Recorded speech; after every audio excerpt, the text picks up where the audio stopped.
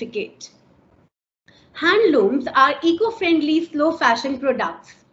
These are passed over generations as heirloom possessions in the families of its beholders, as well as craft skills in the families of artisans. However, today, mechanized products of fast fashion have played a huge role in influencing our choices and affecting our lives, especially the youth. Due to this, our heritage Indian textiles have been somewhat forgotten in our modern day lifestyle. In continuation to our endeavor to generate awareness and promote Indian textiles among youth, under the supervision of my mentor, Dr. Seema Sekri, on this special day, we bring to you an interface with various handloom stakeholders. Without further delay, I would like to introduce to you all our esteemed speakers for the day. We have today with us Shri Ashok Kumar Kuril, Deputy Director, Ministry of Textiles, Government of India. Shri Ashok is Bachelor in Fine Arts from Delhi University and has done his Masters in Drawing and Painting from Gwalior. He has worked in National Gallery of Modern Art and also worked in Craft Museum in the Ministry of Textiles, Government of India. We welcome you, sir, for our program. We have second speaker with us, Shri Arup Rakshit, Managing Director, MG Gramodyog Seva Sansthan, Kolkata. Shri Rakshit is a master's in medicinal plantation. He has a great experience as an educationist and also has worked as assistant research scholar. Mr. Rakshit has an experience of product consultant and has worked as a TV presenter with a unit of KVIC, Government of India, Lucknow. He is an active social worker and has worked tirelessly for the revival of Desi cotton and Khadi muslin and has been working with Tula from Chennai, Asha Network, Bangalore and Chetna Organic, Hyderabad. Welcome, Mr. Rakshit. आज हमारे बीच एक बहुत ही खास मेहमान भी हैं जो खास गुजरात से हमारे साथ जुड़े हैं और ये मेहमान है श्री कांतिलाल संवत बनकर। कांतिलाल जी, आपका बहुत बहुत आभार, आप हमारे साथ जुड़े। कांतिलाल जी काला कॉटन हैंडलूम वीवर हैं और साथ ही ये वुलन गुजरात शॉल्स का भी उत्पादन करते हैं। आप पिछले 30 सालों से इस कला से जुड़े हुए हैं और यही नहीं, आपकी नई जनरेशन्स भी इस कार्य में लगी हुई हैं। 1997 में भारत सरकार द्वारा नेशनल अवार्ड से कांतिलाल जी को सम्मानित किया गया। He has been awarded for his contribution by our Honorable Prime Minister, late Shri Atal Bihari Vajpayee and Shri Manmohan Singh ji. He has received Craft Award of Excellence for Handicrafts, World Craft Council in 2014. Thank you, Kantilal ji. To begin our celebrations, let us just get mesmerized and set the mood as we take a small tour of breathtaking handloom textiles of India. This video has been sourced from the social media handle of Ministry of Textiles.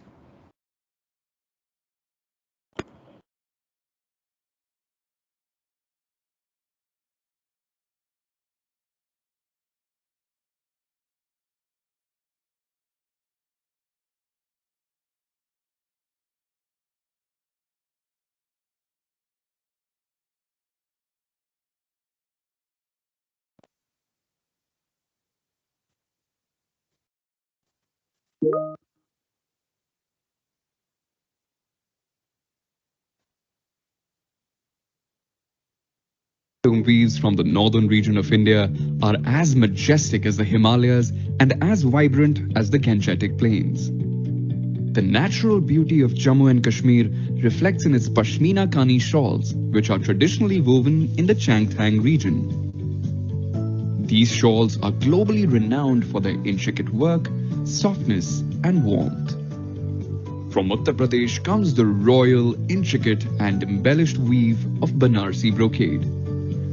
Weavers of Banarsi silk sarees take immense pride in the fact that their work is a part of many brides' trousseau. Another variety of silk from Uttar Pradesh is Tanchoi silk, which is known for its delicate, lightweight but grand weave. One of the famous weaves from Rajasthan is Kota Doria. Its unique weaving technique creates a square-like graphic pattern called khuts, which has become its identity. Apart from its stories of bravery, Panipat, Haryana is also known for its home furnishing fabric. Presently, there are around 3,000 MSMEs in Panipat who are supplying fabric for carpets, upholsteries and more. From the eastern region of India come handloom weaves that truly represent its culture. Along with its temples, Odisha is also famous for its double ikat weave. Every color used in this fabric is symbolic of Lord Jagannath. Baluchari sari originated in West Bengal and is known for depictions of mythological scenes on the pallu. It originated in the Murshidabad district in West Bengal, but eventually shifted to Bishnupur in the Bankura district of West Bengal. Each sari takes 1 week or more to be made. Another popular weave from West Bengal is Jamdani, also known as Bengali Jamdani. It is considered to be a great technical achievement of the Indian weavers because of the delicacy of the weave and the unique technique of loom embroidery. Bhagalpuri silk saris, known for their superior quality, come from the soil of Bhagalpur, Bihar. This natural and pure form of embroidered silk fabric traces its existence back to the Vedic age. From the serene region of the northeast come a varied range of weaves, and each one has its own story to tell. The Muga variety of silk is available only in Assam and is known for its natural, shimmering golden color. The borders have traditional motifs and booties, and the pallu is often woven with a sun tree motif. Mekhla Chadar is an indigenous attire from Assam. It is like a two-piece sari. These are made from cotton or a variety of silks like Muga, Path and Eri.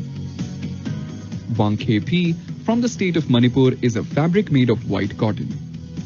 Originally, this handloom was made for the Manipuri royal family, and the weavers were stationed at the Wangkhe colony close to the palace. Huan is a skirt-like woven cloth made and worn by Mizo women. It is made from locally grown cotton and uses natural vegetable dyes. Originally a lion loom product, Gale is a cotton wraparound skirt-like weave worn and made in Arunachal Pradesh by women. Members of the Nishi tribe wear it as a skirt. The southern region's weaves are famous for their variety, bright colors and fine craftsmanship. Pochampalli Ikat is famous for its vibrant and abstract designs.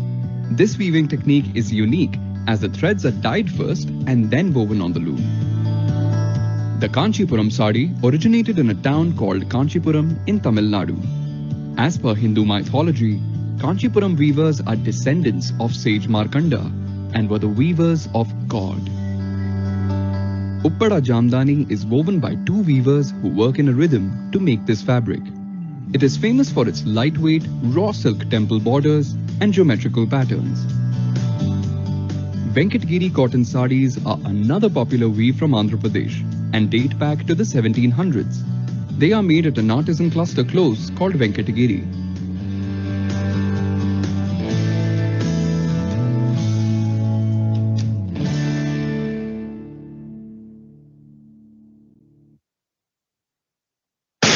Hey guys, welcome to Pro This is Swag Runway Show. It's all about redefining new fashion. Let's bring the difference together.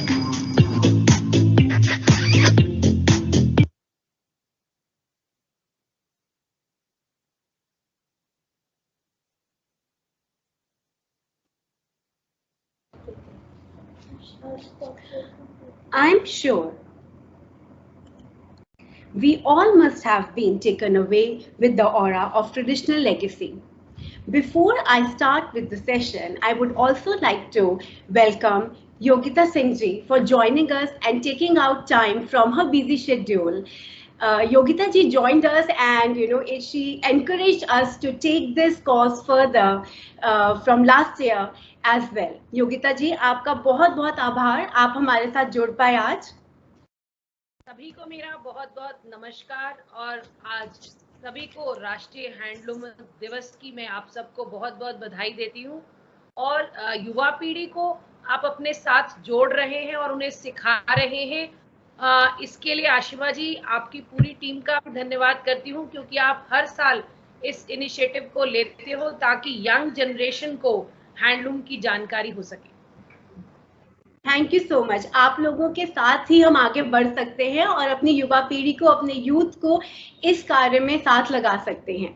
Now I would like to request Shri Ashok Kumar Kuril ji to address our participants and share his insights on the role of handlooms in the life of Indian youth. धन्यवाद। पहले तो राष्ट्रीय हस्तकरघा दिवस की हार्दिक शुभकामनाएं देता हूं आप सभी लोगों को। और मैं खास तौर से जो हमारी यंग जनरेशन है, युवा पीढ़ी है, उनको ये संदेश देना चाहूंगा कि हमारे 36,50,000 से ज्यादा हस्तकरघा जो शिल्पी हैं वो लगे हुए हैं इस काम में। 28 लाख के करीब तो हैंडलूम वीवर्स हैं, जबकि जो उसके साथ जो सहयोगी के रूप में काम कर रहे हैं वो 8.5 लाख से 9 लाख लोग हैं। तो करीब 36,50,000 या 37 लाख के करीब लोगों की आजीविका हैंडलूम से चल रही है। और अब जो नया ट्रेंड आ रहा है, खासकर ग्लोबलाइजेशन के बाद में से, जो हमारे युवा पीढ़ी है वो थोड़ी सी विमुख होती जा रही है, थोड़ा सा दूर होती जा रही है हमारे हथकरघा उद्योग से, हथकरघा के प्रोडक्ट से। सरकार द्वारा समय समय पर काफी प्रयास किए जाते हैं, नई नई योजनाएं चलाई जाती हैं, अवेयरनेस कार्यक्रम चलाए जाते हैं कि वो किस तरह से हमारे युवा वर्ग और हमारे जो देश के नागरिक हैं वो किस तरह से जुड़ें अपने देश के हैंडलूम प्रोडक्ट से। क्योंकि हैंडलूम जो है ये एक सिर्फ हैंडलूम प्रोडक्ट ही नहीं है, बल्कि एक जीवन जीने की कला भी है। आपने महसूस किया होगा कि राजस्थान में, जैसे कि देखा होगा आपने कि बहुत चटक कपड़े पहन के राजस्थान के भी आ जाएंगे, रंग बिरंगी पगड़ियां होंगी, रंग बिरंगे हरे, नीले, पीले, लाल, गुलाबी कपड़े पहनते हैं। वो काफी प्रफुल्लित कर देने वाले कलर पहनते हैं, रंग पहनते हैं, कपड़े पहनते हैं। लेकिन कभी आपने सोचा है कि ऐसा क्यों पहनते हैं वो, इसके पीछे क्या कारण है? तो इसके पीछे कारण ये है कि वहाँ पे रेगिस्तानी इलाका है, वहाँ पर बहुत छोटे छोटे कोई कीकर के, बबूल के पेड़ हो जाते हैं बस, और कुछ उससे ज्यादा कुछ नहीं होता है। तो उनका जो जीवन है वो नीरस होने लग जाता है, क्योंकि आपके पास तो यहाँ पे आप देखेंगे तरह तरह के पेड़ हैं, बिल्डिंग्स हैं, सब चीजें हैं, सुविधाएं हैं। तो उस चीज की पूर्ति करने के लिए जब वो उनका जीवन नीरस हो जाता है तो वो रंग बिरंगे कपड़े पहनते हैं, उसके अंदर रंग भर जाते हैं। तो एक तरह से उनके जीवन में ही वो रंग भर जाते हैं, वो कपड़ों के, अपने वो कपड़ों के, रंग बिरंगे कपड़ों के माध्यम से अपने जीवन को प्रफुल्लित कर देते हैं, रंगीन कर देते हैं अपने। तो ये सारी चीजें जो हैं ये इस तरफ ले जाती हैं कि जो हैंडलूम है वो हमारा, ये नहीं कि कपड़े को सिर्फ हम तन ढकने का एक माध्यम माने, बल्कि वो हमारा एक संस्कृति है, हमारे जीवन की एक परंपरा है, हमारा जो एक जीवन जीने का एक नजरिया है, स्टाइल है, एक वो है। तो हमें चाहिए कि, क्योंकि आप अगर देखेंगे कि देश के अंदर जो हर राज्य है, हर प्रांत है, उसकी एक अलग पहचान है हैंडलूम के कपड़े की वजह से। यही जो पहचान हमें दूसरे मुल्कों से अलग करती है कि हर राज्य की पहचान है, हर अलग ज्ञान इस्तेमाल करता है, अलग उसकी टेक्निक है, अलग उसका बनाने का तरीका है, उनके जो अलग ग्राहक वर्ग है। जितने राज्य हैं उससे कहीं ज्यादा है कि किसी राज्य में तो 30 प्रकार के हैंडलूम प्रोडक्ट्स इस्तेमाल करते हैं। ठीक है कि पहले ब्रिटिशर्स आए और उन्होंने हैंडलूम उद्योग को बहुत नुकसान पहुंचाया है, लेकिन अब हमें उस चीज से आगे आ जाना चाहिए। अब हम अपने हैंडलूम उत्पादन को बढ़ाएं और उनके जो प्रोड्यूस कर रहे हैं, हैंडलूम उत्पादन बना रहे हैं, उनके लिए फायदे के लिए हम जो है आगे आए। अगर हम इतिहास में झांकें तो पता चलता है कि जो गुजरात का जो आपका टाई एंड डाई है, ये 4000 BC से पहले का है, ये है ना। कि मतलब ये नहीं कि हिंदुस्तान का जो कपड़ा उद्योग है वो बहुत अभी नया है, ये मोहनजोदाड़ो, हड़प्पा, सिंधु घाटी के काल से चला आ रहा है। और ये बहुत विकसित सभ्यता रही है हमारे यहाँ पर। तो हमें इस बात का गर्व होना चाहिए कि हम एक विकासशील जो विकसित सभ्यता है वस्त्र उद्योग की, वो हमने देखा है। उसके बाद में पहले तो क्या था कि हमें एक खादी में और हैंडलूम में एक अंतर स्पष्ट करना चाहिए। जो खादी वो कपड़ा होता है कि जो खुद वीवर्स उसका धागा तैयार करते हैं चरखे पर, और उसको वो चरखे पर तैयार करके और हैंडलूम में बनाते हैं। जो उसके बाद जो कपड़ा बनता है दोनों हाथ से, वो खादी हो जाता है। लेकिन जो कपड़ा का जो यार्न है, जो उसका धागा है, मशीन से बनता है और फिर उसके बाद वो कपड़ा हैंडलूम से वीवर बनाता है उस कपड़े को, वो हैंडलूम होता है कपड़ा। तो आजादी से पहले था कि ये काम हमारे ही वीवर करा करते थे। लगभग हर गांव में वीवर होते थे और जरूरत जो उनकी कपड़ों की जरूरतें थी गांव वालों की या निवासियों की, वो खुद पूरा करते थे। वो खुद कपड़ा बनाते थे, खुद धागा बनाते थे, खुद कपड़ा बनाते थे और वो पहनते थे। लेकिन चेक नहीं करना है। बाद में क्या हुआ कि जो ब्रिटिशर्स आए, या वो जो कपास वगैरह जो उत्पादन होता था वो ले गए, इंग्लैंड भेज देते थे और उसके बाद वहां से जो यार्न बन के आता था वो उससे कपड़ा बनाया करते थे। हमारे जो बुनकर लोग हैं उससे बनाते थे कपड़ा वो, और उसके बाद वो बेचते थे। लेकिन सेकेंड वर्ल्ड वॉर के टाइम में 1920 के आसपास जो है ये कपड़ा आने लग गया, वहां से इंग्लैंड से कपड़ा बनकर आने लग गया और उससे हमारे बहुत सारे लोग बेरोजगार हो गए और वो यहाँ बिकने लग गया कपड़ा। इससे क्या हुआ कि गांधी जी ने मूवमेंट चलाया था, आपने देखा होगा, एक असहयोग आंदोलन चलाया था, एक स्वदेशी आंदोलन चलाया था। उसमें उन्होंने विदेशी वस्त्रों की होली जला दी और इससे क्या हुआ कि जो मैनचेस्टर में जो है कपड़े की मिलें करीब करीब बंद होने लग गई थी।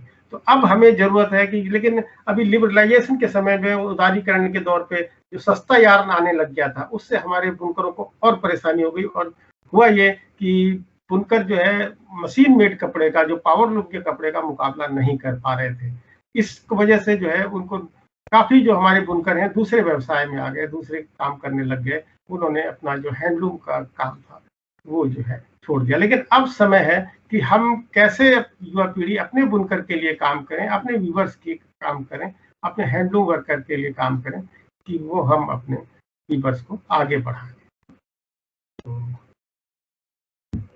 मेरे ख्याल से हमें इस बारे में ज्यादा ध्यान रखना चाहिए कि हम किस तरह से हैंडलूम वीवर का जो है उत्पादन खरीदें, ना कि मशीन से बना हुआ उत्पादन खरीदें। बिल्कुल अशोक कुमार जी, हम भी आपसे पूरी जी अशोक कुमार जी, हम भी इससे पूरी आप इस बात से सहमति पूरी रखते हैं। और आपने बहुत ही बढ़िया तरीके से समझाया कि एक हैंडलूम और खादी में क्या अंतर है।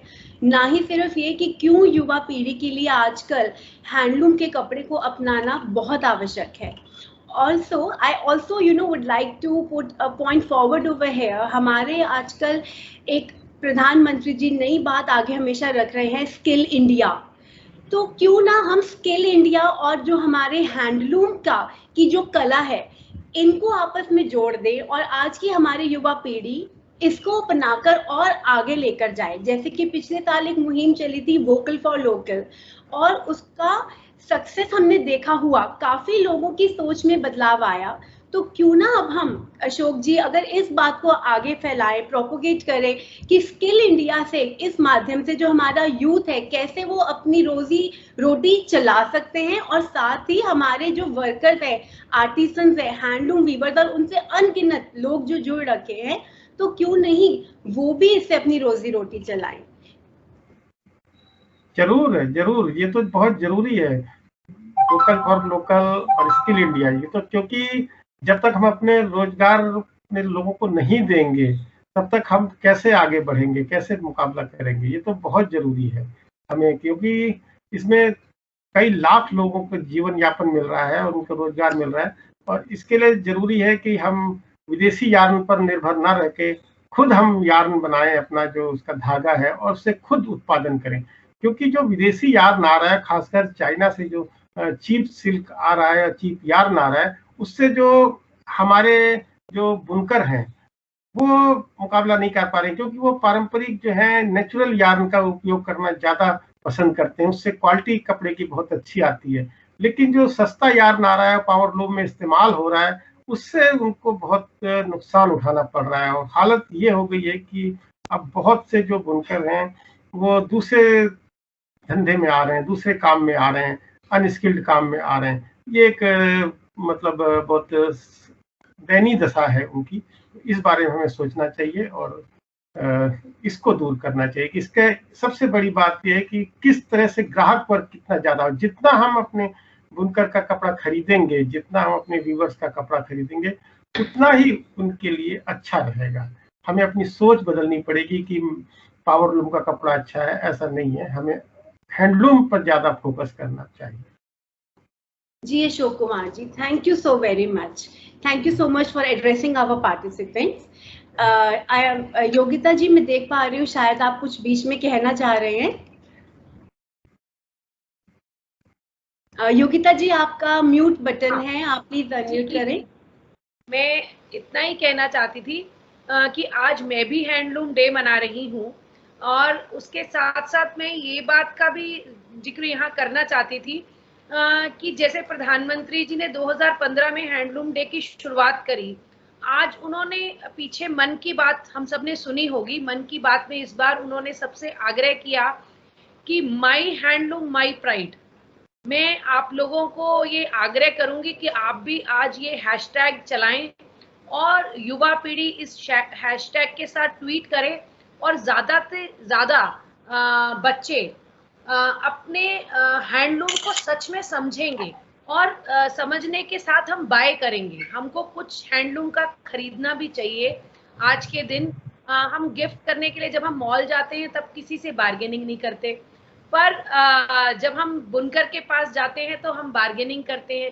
मैं युवा पीढ़ी को ये भी संदेश देना चाहती हूँ कि वो उनसे बार्गेनिंग ना करके गिफ्ट करने के टाइम जरूर हैंडलूम की चीजों को गिफ्ट करें। इससे उनको रोजगार को बढ़ावा मिलेगा, और कहीं ना कहीं बुनकर समाज आर्थिक रूप से और ज्यादा सक्षम होगा। जी आशिमा जी, मेरी और एक मीटिंग भी है, मैं इजाजत भी लेना चाहूंगी। मैं 5 मिनट रहूंगी और मीटिंग में, उसके बाद आपसे विदा लूंगी। बिल्कुल, thank you so much, thank you. Now I feel immense pleasure in introducing you to all Shri Arup Rakshit. His foundation, MG Gramodyog Seva Sansthan, works towards supporting artisans engaged in the production of hand-spun and hand-woven products. The foundation also aims at expanding the demand for handmade clothing and creating awareness among people about the situations of grassroots stakeholders. Mr. Rakshit, I request you to address our participants. नमस्कार सभी को। अशोक जी, वो हमारा साथी लोग जो ये कार्यक्रम सुन रहा है, तो युवा पीढ़ी को कुछ बताने के लिए हमने हमारा जो सबसे पहला संदेश है, जो हम सोच रहा है, जो आज का दिन में जो समस्या हो रहा है बुनकर लोग को, कार्टूनी वाले लोग को, हस्त कारीगर वाले लोग को, उसके लिए हम लोग को गांव जाने के लिए, हम लोग को गांव को घूमने के लिए, समझने के लिए जी ये क्या कला है। हम लोग ये सब मीटिंग कर रहे हैं, शहर में बैठ के बहुत अच्छा फोटोशूट, प्रेजेंटेशन सब कुछ हो रहा है, अच्छा है, लेकिन साथ साथ ये थियोरिटिकल नॉलेज का साथ साथ गांव में जाके प्रैक्टिकल नॉलेज करना बहुत जरूरी हो रहा है। क्योंकि हमारा देश बहुत बड़ा देश है, हमारा देश का हर कोने कोने में, अरुणाचल से लेके राजस्थान तक, कन्याकुमारी से लेके कश्मीर तक, हम तो सोचते हैं हर गांव में कुछ अपना आइडेंटिटी है, अपना पहचान है। तो आपको जहां अच्छा लगे, हमारा युवा को हमारा यही निवेदन है, जहां तुम्हारा अच्छा लगे। हम लोग मंदिर जाते हैं, हम लोग मस्जिद जाते हैं, चर्च जाते हैं, नेचुरल सीनरी देखने जाते हैं, बहुत अच्छा है। साथ साथ हमारा गांव हमारा ग्राम को भी थोड़ा दर्शन करे। वहाँ का जो आदमी है, वहाँ का जो किसान है, जो हमारे लिए कॉटन उगाते हैं, वो कहाँ उगाते हैं, कैसे उगाते हैं, वो कॉटन का क्या खुशबू है, हम लोग क्यों देसी कपास का बारे काम करना चाहते हैं। सबसे पहले ये हम लोग को समझना चाहिए जो स्टैटिस्टिकली गवर्नमेंट ऑफ इंडिया भी बता रहा है, आज का दिन में हम लोग वर्ल्ड का सबसे बड़ा कॉटन ग्रोवर कंट्री बन गया। हमारा पीछे है अमेरिका। हम लोग सबसे बड़ा कॉटन एक्सपोर्ट कंट्री बन गया और हमारा देश से सबसे ज्यादा दुनिया का हैंडलूम प्रोडक्ट भी एक्सपोर्ट हो रहा है। तो इस समय के अनुसार आगे वाला चल के व्यापार का हिसाब से हैंडलूम का ज्यादा पॉसिबिलिटी है पावरलूम से, क्योंकि पावरलूम में हमारा पड़ोसी बांग्लादेश, चाइना, कंबोडिया, इंडोनेशिया हमसे आगे बढ़ गया। तो उनका साथ कंपटीशन से जहां हमारा मोनोपोली है, जो हमारा हैंडलूम है, सारे दुनिया में इतना वैरायटी ऑफ हैंडलूम कोई कंट्री नहीं दे पा रहा है एक्सेप्ट इंडिया। ये हमारा व्यापारी लोग को सोचना समझना चाहिए, उसका साथ लिंक करना चाहिए युवा पीढ़ियों को। और दूसरा बात है, हम लोग जो कपड़ा पहन रहे हैं पावरलूम का साथ, हमारा पावरलूम से कोई विरोध नहीं है।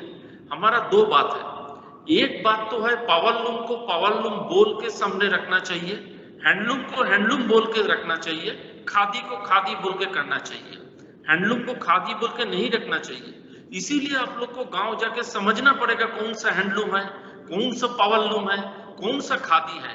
ये जब तक आप बुनकर के पास नहीं पहुंच पाएंगे, थियोरेटिकली ये समझना बहुत मुश्किल है। आफ्टर वॉश फैब्रिक को पहचाना, इसमें कितना परसेंटेज प्लास्टिक का मिलावट है। हम लोग जो सस्ता कपड़ा पहन रहे हैं ये मोरलेस प्लास्टिक का फैब्रिक है।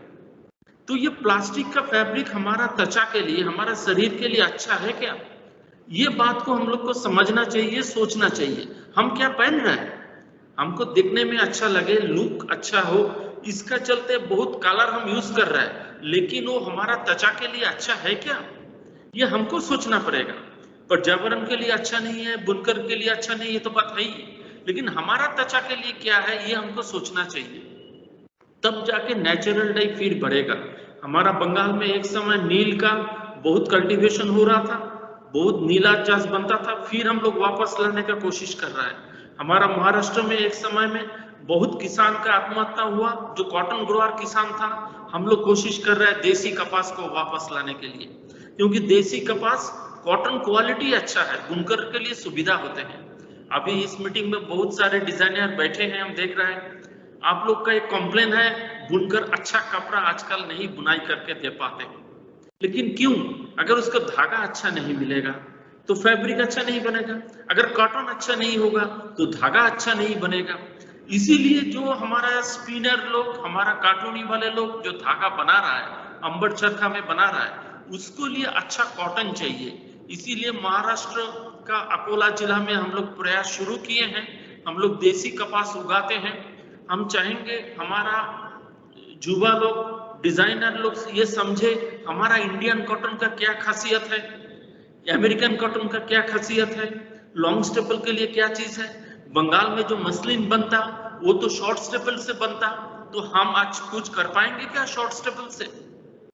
ये सब चर्चा थियोरेटिकल का साथ साथ बार बार हमारा एक ही निवेदन है, प्रैक्टिकल में गांव में जाके बुनकर का साथ, कार्टूनी का साथ होना चाहिए। आप बोलिएगा ये क्या है, तो एक तरीका का टेक्सटाइल टूर हो गया। इससे दो फायदा होगा। एक तो आप लोग एक दो कपड़ा उनसे खरीदेंगे, वो तो उनका पैसा उनका पास डायरेक्ट उनका जेब में जाएगा, ये एक फायदा हुआ। लेकिन सबसे बड़ा चीज हम जो बताना चाहते हैं, आज का दिन में जो प्रॉब्लम हो रहा है, बुनकर का बेटा बेटी इस काम में नहीं आ रहा है। कार्टूनी वाले का फैमिली लोग धागा बनाने में, धागा काटने में नहीं समय दे रहा है, क्योंकि पैसे तो नहीं मिल रहे हैं, लेकिन साथ साथ उसको इज्जत भी नहीं मिल रही। अगर शहर का लड़का लड़की लोग, शिक्षित लड़का लड़की लोग, यूनिवर्सिटी का लड़का लड़की लोग गांव में आएंगे, बुनकर का घर में आएंगे, तो गांव वाले लोग सोचेंगे बुनकर भी एक बहुत अच्छा काम कर रहा है। आज का दिन में गांव में बुनकर का कोई इज्जत नहीं है। गांव का सबसे गरीब आदमी बुनकर बन रहा है।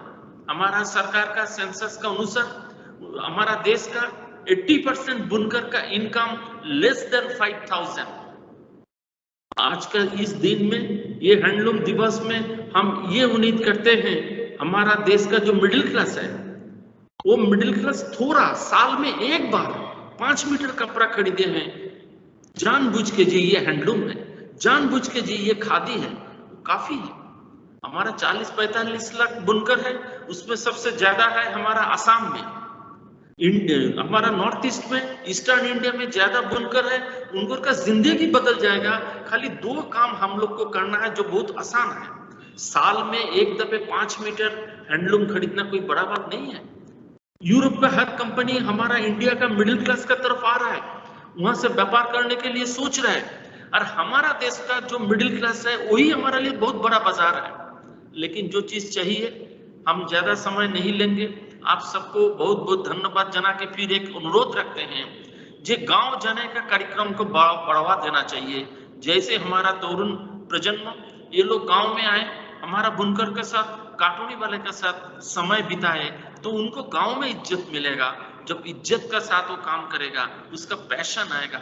अभी मजबूर होके हमारा बुनकर काम कर रहा है, इसको बदलाव लाना चाहिए। यही निवेदन हमारा सरकारी अधिकारी लोग इस मीटिंग में है, सबका सामने बहुत बहुत हम करजोर के बोल रहे हैं, नहीं तो हमारा बुनकर, हमारा देश का कार्टूनी वालों का हालत बहुत बहुत बुरा हो गया।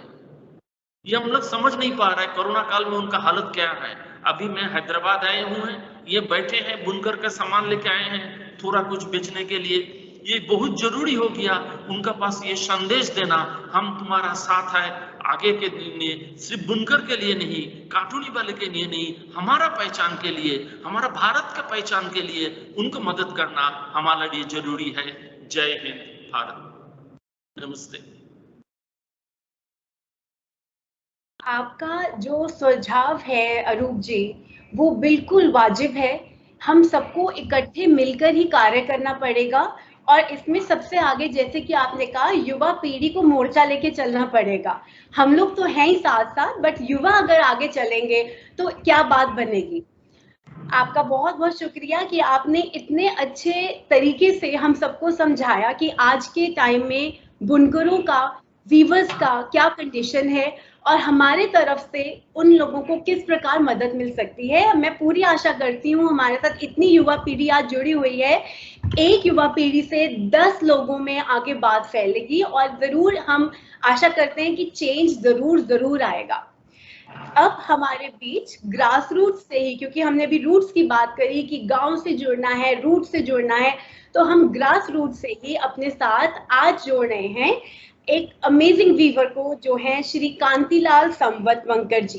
कांतिलाल जी, मैं तो आपको जानती हूँ, पर मैं चाहूंगी, और आपके काम को भी जानती हूँ, मैं चाहूंगी कि आप हमारे पार्टिसिपेंट्स को अपनी कला, काला कॉटन हैंडलूम वीविंग के बारे में बताएं, कुछ उसके नमूने दिखाएं, प्रोडक्ट्स दिखाएं, ताकि हम प्रभावित हो सके और ये सोचें कि अब हमें अगला जो कपड़ा खरीदना है अपने वार्डरोब में, वो हमने काला कॉटन लेना है। काला कॉटन क्यों अलग है नॉर्मल कॉटन से, इसका क्या फायदा है, किस तरह के प्रोडक्ट्स आप बना रहे हैं इसमें।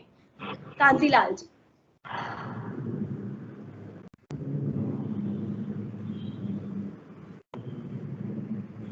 कांतिलाल जी, आप ना म्यूट पे हैं, आप अनम्यूट कीजिए अपने आप को। आवाज आ रही है मैडम? अब आ रही है, आ रही है। नमस्कार जी, आज नेशनल हैंड डे पे सभी को शुभकामनाएं और बधाई है। गुजरात से कांतिलाल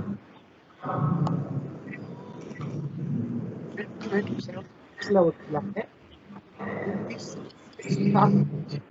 तो हमारा पेटी है, तो इसी काम से और 2000 तो जब हैंडलूम डे का ओपनिंग किया था, कांतिलाल जी, एक मिनट जी, आपके पीछे डिस्टर्बेंस आ रही है, हमें आवाज सुनाई नहीं दे रही अच्छे से आपकी, तो क्या थोड़ा ठीक कर सकते हैं? आवाज आ रही है? अभी जब आप पूछते आ रही है तो बहुत बड़ी आ जाती है। अभी आ रही है? हाँ जी, आ रही है। अच्छा, तो हमने ना कच्छ वुलन साल का काम कर रहे हैं, और अभी जो नया जनरेशन है वो काला कॉटन में अभी काम कर रहे हैं बहुत सारे। ये काला कॉटन का एक खासियत है, ये हम जो उसमें जमीन में उगाते हैं कपास, वो नेचुरली होता है, ऑर्गेनिक कॉटन होता है, और पूरा इसमें कोई दवाई नहीं होती है। और उसमें कपास जो उगा के हम उसको फाइबर बना के फिर उसको हम वीविंग में ले आते हैं, तो उसमें कोई ऑर्गेनिक के बिना कुछ होता ही नहीं है, इसलिए उसको काला कॉटन बोलते हैं।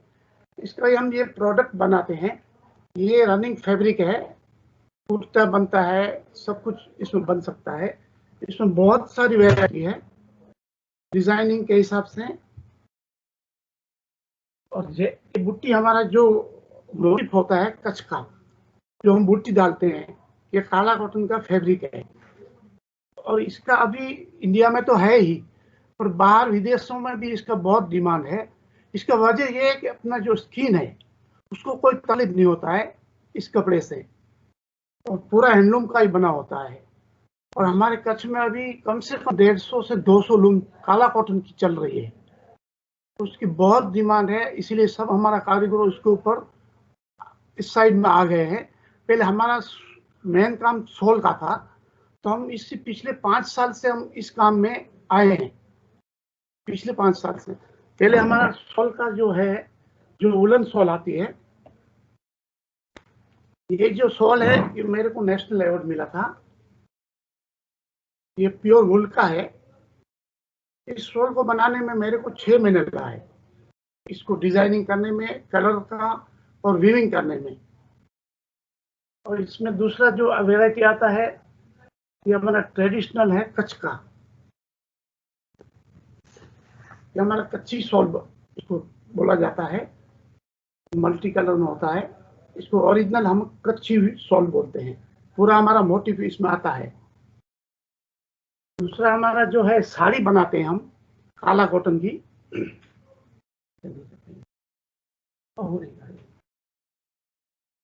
ये जो साड़ी है आजकल इसकी डिमांड बहुत है।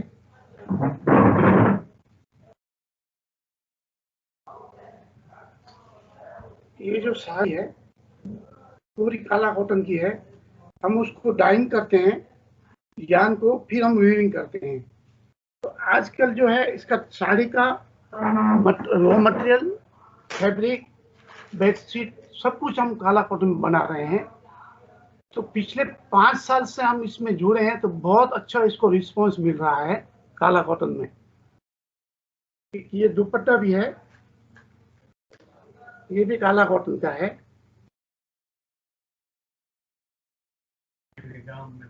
हम एक छोटे से गांव में रहते हैं, भूज जो है जहाँ कच्छ में जो रण उत्सव होता है।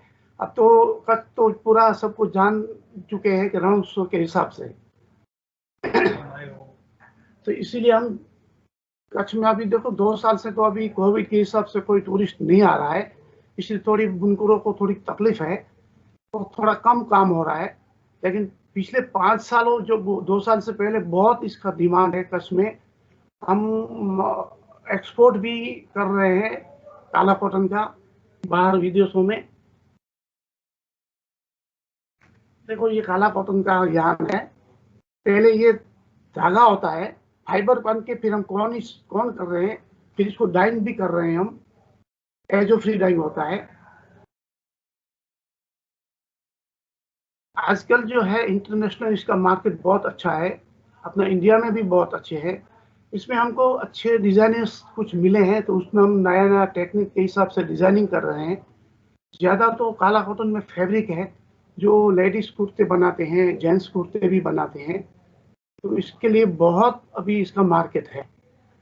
काला कॉटन का मीनिंग यही है कि ये एक ऑर्गेनिक है, और ये खादी, पहले खादी बोला जाता था, उसमें हमने कन्वर्ट किया, जो ऑर्गेनिक खेती के हिसाब से ये काला कॉटन हो गया।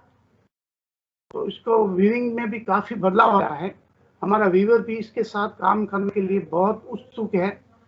और पहले जो वीवर था काम इतना नहीं कर रहे थे, अभी काला कॉटन के हिसाब से सब वीवर इसमें वापस जुड़ गए हैं, तो सबको काम मिल रहा है और अच्छी इसकी डिमांड है। कांतिलाल जी, छोटा सा सवाल है मेरा, क्योंकि आप इतने अच्छे से बता रहे हैं कि इसका डिमांड बढ़ रहा है, बहुत सारे बुनकर वीवर इसके साथ जुड़ रहे हैं। जिस चीज की डिमांड बढ़ता है ना, एक उसके साथ एक प्रॉब्लम भी जुड़ जाता है, उसकी नकल, इमिटेशन। और हम अक्सर देखते हैं कि जिस चीज की डिमांड ज्यादा है, साथ साथ लो प्राइस पे, कम पैसों में उसी तरह का प्रोडक्ट मार्केट में उसके साथ ही आ जाता है। अगर एक आम कस्टमर, एक आम आदमी लेने जाए अपना प्रोडक्ट काला कॉटन और उसको कोई ये कह के बेच रहा हो काला कॉटन है, तो वो कैसे पता लगाए कि ये वाकई हैंडलूम का काला कॉटन का कपड़ा है? देखो, हम जब किसी को कस्टमर को दिखाते हैं या किसी बायर को दिखाते हैं तो हमको पूरा उसको हिस्ट्री बताते हैं और उसका हमारा एक लोगो भी आता है जीआई का, तो उसमें हम एक लगाते हैं ये ओरिजिनल काला कॉटन है, उसका हमारा पूरा हिस्ट्री आता है और धागा भी उसके साथ रखते हैं। हम कोई एग्जीबिशन में जाते हैं या किसी को बायर को समझाना पड़ता है।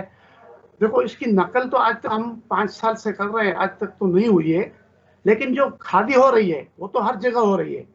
लेकिन हमारा जो जिस कस्टमर को या बायर को पता है कि ये काला कॉटन है वास्तविक में, जो समझेगा उसको ही उसको पता चलेगा, लेकिन नहीं समझेगा उसको पता है ये तो कपड़ा ही है, मिल का कपड़ा होगा और इसका फील भी अलग आएगा। जो इसको टच करेगा कपड़े को तो इसको फील भी अलग, उसको अपने आप पता चलेगा कि नहीं ये वाकई में कपड़ा है और पूरा हैंडलूम का ही बनता है, इसमें कोई पावरलूम का हम यूज नहीं कर रहे हैं, पूरा हाथ खड्डी से हम बनाते हैं, तो इसलिए इसका डिमांड के हिसाब से ये पूरा प्रूफ है। क्या इसकी वीव को देखकर भी कोई पता लगा सकता है कि वाकई ये हैंडलूम का ही कपड़ा है, एक मिल का बना हुआ और एक हैंडलूम के बने हुए कपड़े को देखकर? ये हमारा जो एक मोटिफ है हाथ का, हम पूरा हाथ से बनाते हैं, तो ये पावरलूम का इसका डुप्लीकेट नहीं हो सकता है, प्लेन भी हो सकता है, लेकिन इसका मोटिव का कोई भी आज तक किसी ने इतना पावरलूम में नहीं किया है। बहुत ही सुंदर प्रोडक्ट है कांतिलाल जी, कहना पड़ेगा, दिल करता है कि आपसे अभी के अभी हम वहां वो जाकर खरीद लें आपके प्रोडक्ट। क्या आपके पास जो आपको वर्ल्ड क्राफ्ट काउंसिल से सम्मानित किया गया था, आपके पास क्या वो शॉल भी है क्या आमने सामने आपके पास है? हाँ जी, हाँ जी, हाँ जी, वो शॉल है। हम चाहेंगे कि हम ले नहीं सकते हैं तो देख तो ले। ये जो है ये शॉल है, यही शॉल है जो मेरे को यूनेस्को अवार्ड मिला है WCC का। बहुत सुंदर। और इसका पूरा हाथ का काम है, इसका मोटिव जो हमने हमारे हिसाब से डिजाइनिंग किया है और पूरा इसमें जो मटेरियल लगा है वो नेचुरल डाई है, हम हाथ से खुद डाइंग करके इसमें यूज किया है पूरा शॉल। बहुत ही सुंदर है कांतिलाल जी, बहुत बहुत धन्यवाद, आपने इतने अच्छे तरीके से हमें अपनी शॉल्स, अपने प्रोडक्ट्स दिखाए। आप जो भी साड़ी या प्रोडक्ट बनाते हैं रंगीन, जो कलर करते हैं डाई, क्या वो सारी नेचुरल डाई है काला कॉटन के लिए? हाँ, काला कॉटन वो नेचुरल डाई होता है, केमिकल डाई दोनों होता है, हम ज्यादा नेचुरल डाई यूज करते हैं। आजकल जिसको अगर केमिकल एजोफ्री डाइंग चाहिए तो भी पॉसिबल है, अवेलेबल है, हम कर सकते हैं और ज्यादा इसमें नेचुरल डाई यूज करते हैं।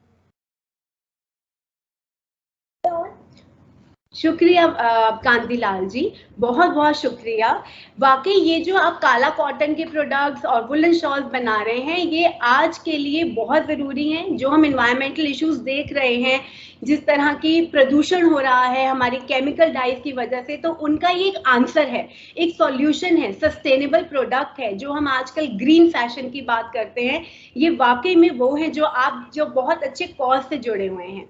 आपका बहुत बहुत आभार, बहुत बहुत थैंक यू। आपने हमें अपना समय दिया और हमें इतने अच्छे से समझाया कि काला कॉटन होता क्या है। शायद हम में से कुछ लोग काला कॉटन होता क्या है जानते भी नहीं होंगे।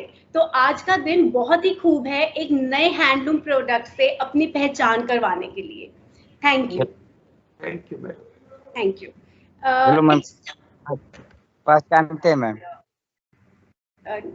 It's time now to enjoy from comfort of our home a virtual runway fashion show, Threads of Tradition, by our young enthusiastic handloom mascots. Their efforts have brought together varied, incredible handloom textiles alive in most creative, fun and youthful way.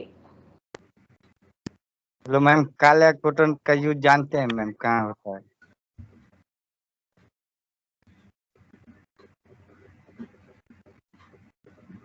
काले cotton का use जानते हैं ma'am कहाँ होता है? पता है हमें।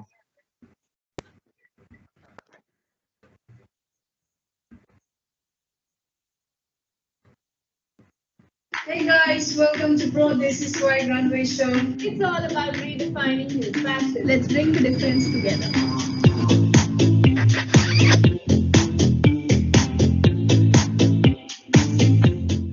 Hey fashion mascots, on this National Handloom Day, we bring to you threads of tradition.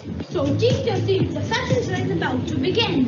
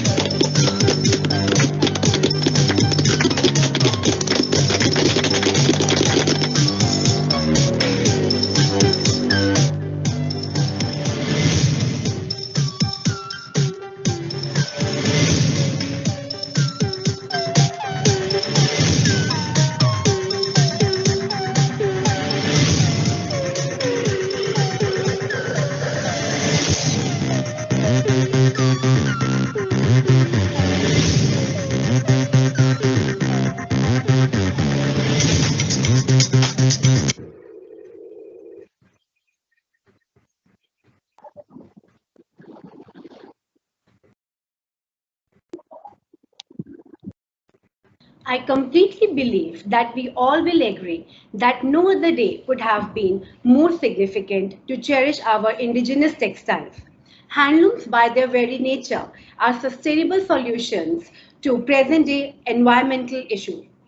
Let's come forward and take a pledge to incorporate these in our daily lives in our own way and become patrons of our textile heritage. With this hope, I thank everyone, our speakers, Dr. Sekri, and most important of all, our participants for joining us today and celebrating the 7th National Handloom Day. A link for your feedback is going to be posted in the chat box. I request all of you to please fill this feedback form so that you can generate your e-certificate for the participation. Thank you so very much. Just stay connected for a second. Meanwhile, I'll try to post the link in the chat box. सभी participants का बहुत बहुत धन्यवाद हमारे साथ जुड़ने के लिए, और साथ ही सभी वक्ताओं ने इतने अच्छे ढंग से आज के हैंडलूम दिवस को मनाने में हमारे साथ सहयोग दिया है।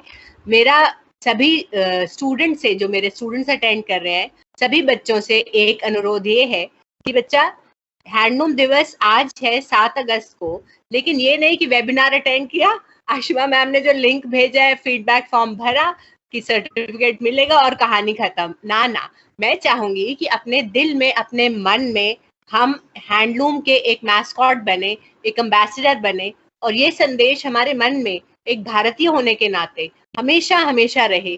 केवल एक दिन साल में नहीं, हर दिन 365 दिन हमें ध्यान रहे कि जब हम कुछ खरीदने जा रहे हैं तो क्या मैं ऐसा कुछ ले सकती हूँ जिससे कि मेरे देश में जो हथकरघा उद्योग के साथ जुड़े हैं भाई बहन मेरे, उनके जीवन में कुछ थोड़ा सा अंतर पड़े। और इतना बड़ा काम नहीं है ये, जब सब लोग करेंगे तो जैसे कहते हैं ना, बूंद बूंद से भरता सागर। तो मेरा पक्का पूर्ण विश्वास है कि जो अभी हमारे सामने बहुत बहुत कठिनाइयां हैं, आजकल तो खैर कोविड के रहते कुछ खास ही समस्या आई है, लेकिन बहुत जल्दी ये काले बादल समस्या के हटेंगे और फिर से उजाला आएगा। पर इसके लिए मुझे हर एक पार्टिसिपेंट से और खासकर मेरे हर एक स्टूडेंट से ये कमिटमेंट चाहिए कि हम ये फैसला करें, इस बात को गांठ बांध लें कि जब हम अपनी अलमारी खोलें तो उसमें से हैंडलूम हैंडलूम हैंडलूम चीख चीख के हमारे कपड़े हम तक ये संदेश पहुंचाएं। तो इसी के साथ और सबके लिए बहुत बहुत आशीर्वाद, सबके लिए बहुत बहुत शुभकामनाएं, बहुत बहुत स्नेह। और आशिमा जी, आपने लिंक डाल दिया? Yes, ma'am. We have put this link in the chat box for everybody's feedback. ठीक है, बहुत बढ़िया। तो सब बच्चे प्लीज फीडबैक फॉर्म भरे, नॉट जस्ट बच्चास but all participants. Please fill up the details of the link that has been shared by Ashima ji, and so that you can be getting your e certificate. लेकिन बात, जैसे मैं कह रही थी शुरुआत में, केवल एक सर्टिफिकेट की, केवल एक उत्सव में शामिल होने की नहीं है, हमें इसको अपने जीवन का अहम अंग बनाना है। और इसके साथ ही हम अनुमति लेते हैं आप सबसे। एक बार फिर से बहुत बहुत धन्यवाद हमारे साथ जुड़ने का, और बहुत बहुत शुभकामनाएं आप सबको जो इसमें बहुत अच्छा काम कर रहे हैं और इतने अच्छे ढंग से आपने अपनी बात सामने रखी हम सब पार्टिसिपेंट्स के। तो इसके लिए बहुत बहुत धन्यवाद, और आशा है कि हम भविष्य में भी जुड़े रहेंगे। तो इसी आशा के साथ